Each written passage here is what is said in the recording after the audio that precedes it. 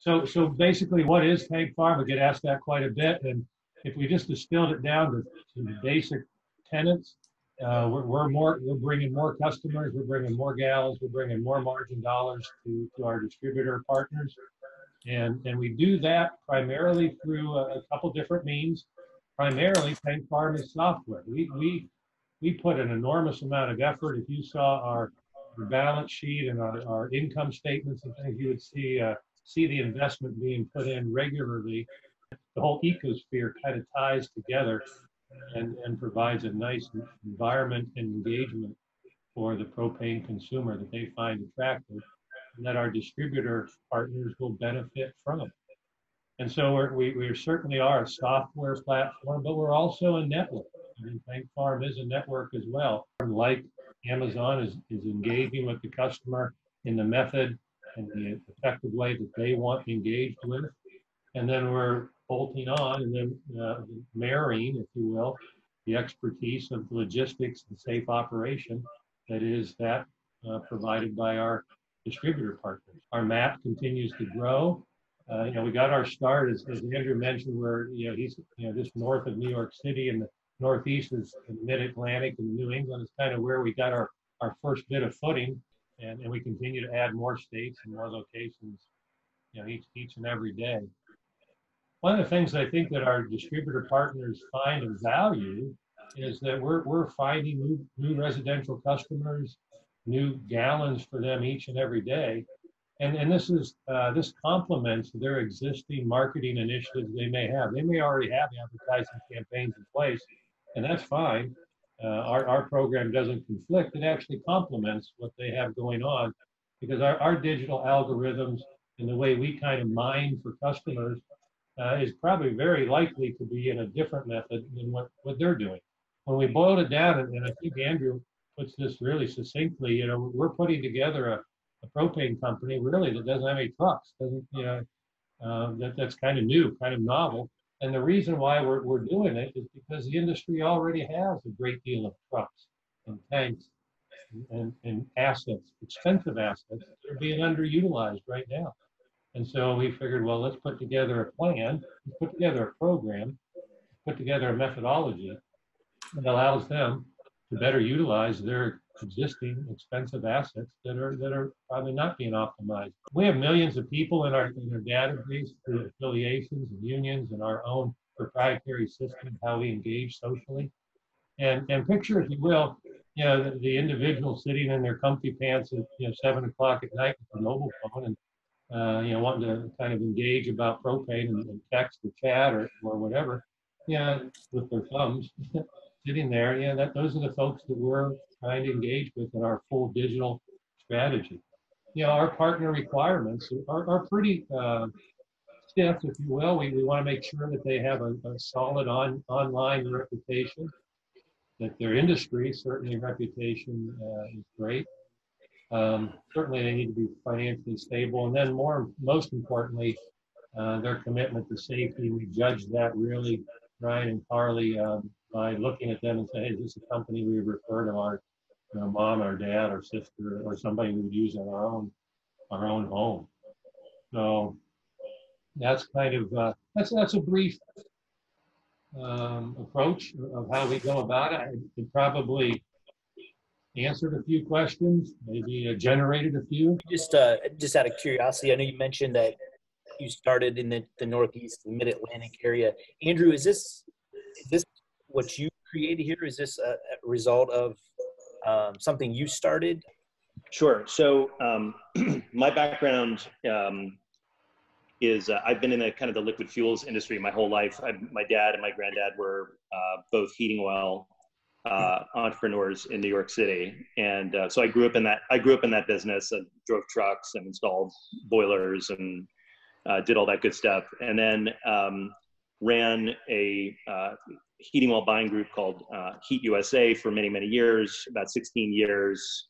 Grew that to be a pretty big company, about 40,000 customers in 11 states, and sold that in 2013.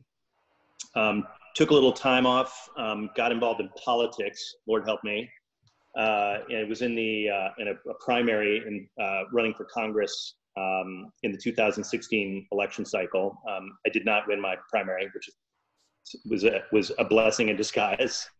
And came back and really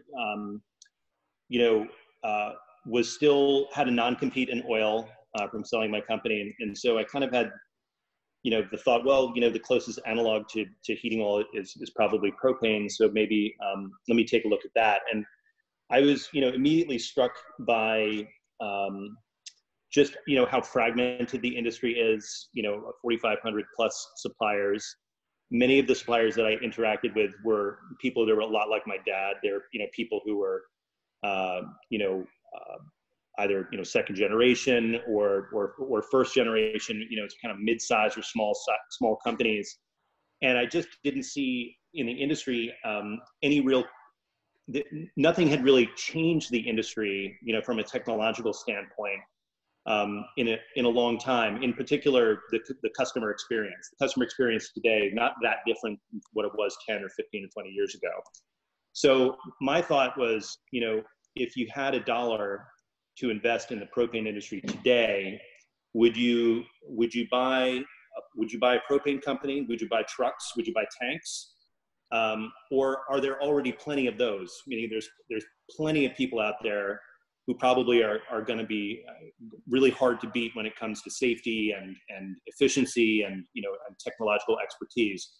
Whereas on the other hand, maybe if we invested that $1 in software and in sensors, we could really probably have more of an impact on the industry. So that was the germ of the idea, was to start to invest in software and applications that would help our partners be more efficient and more profitable, and also delight our consumers. The thing about Tank Farm is it really is fundamentally a software company.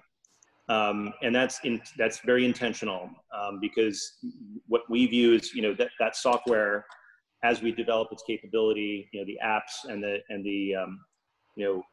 various products that we're putting out, that allows us to be really scalable. And if we can, I think the vision that Mark and I share is that if we can find top best of breed propane companies across the country, in theory, there's no reason why Tank Farm can't be available in every state of the United States. But what's hard about that is telling our story. We have very high standards for the folks that we want to work with. So that's a process, and that's a very important process. But in terms of the overall goal, we see growing the footprint, constantly improving the versioning of our software, constantly improving our apps, constantly improving the customer experience, constantly improving our supplier experience.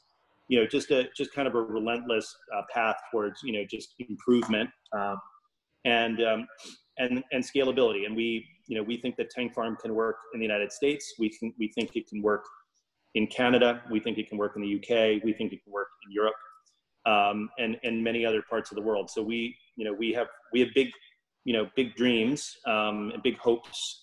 But the way that we plan to get there it really is fundamentally by building software. I was going to write on Great White. Can you talk a little bit about maybe them specifically? How did you connect with them, and maybe a little bit of just about that relationship specifically with Great White Propane? Sure.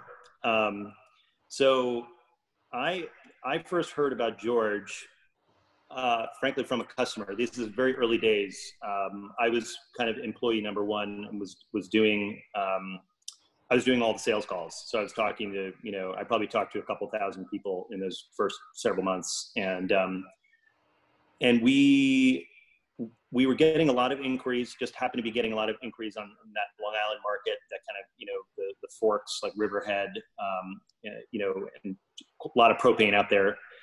And so people were saying, hey, I literally had customers saying, who's really good, you should talk to is this Great White company. I hear good things about them. I said, okay.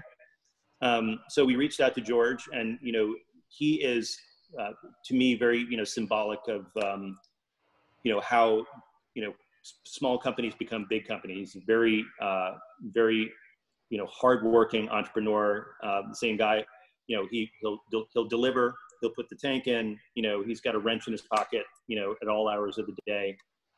His wife, Yvonne, really runs the office, and then obviously they have additional staff, but it's a real family business, which I identify with. It's like the kid. The first meeting we had was in the summer, and Yvonne had just had a baby, I think maybe 4 days before the meeting, and so George said, I said, George, do you want to put off the meeting? I mean, that sounds like that's very early days after having a baby. And, oh, no, we're fine. And so we went in, and there's Yvonne. I mean, 4 days after having a baby, and the baby was there too. And so we sat there, and the baby was very good, very quiet, and we sat in a circle together, folding chairs and that kind of thing. We just walked through the onboarding process, and his little, this little tiny baby in the office, and and there it just so I would took that as a very good omen, that we're going to have a good relationship with this company. They're all in. If mom is that hardworking that she's going to basically leave the hospital and bring the baby with her to work, these are the kind of people you want to be in business with. So yeah, we just from that day forward, just had a great relationship with George and Yvonne. Thank you guys again. I really appreciate you taking the time to, explain Tank Farm. Awesome. Thank you, Carly. Thank you, Brian.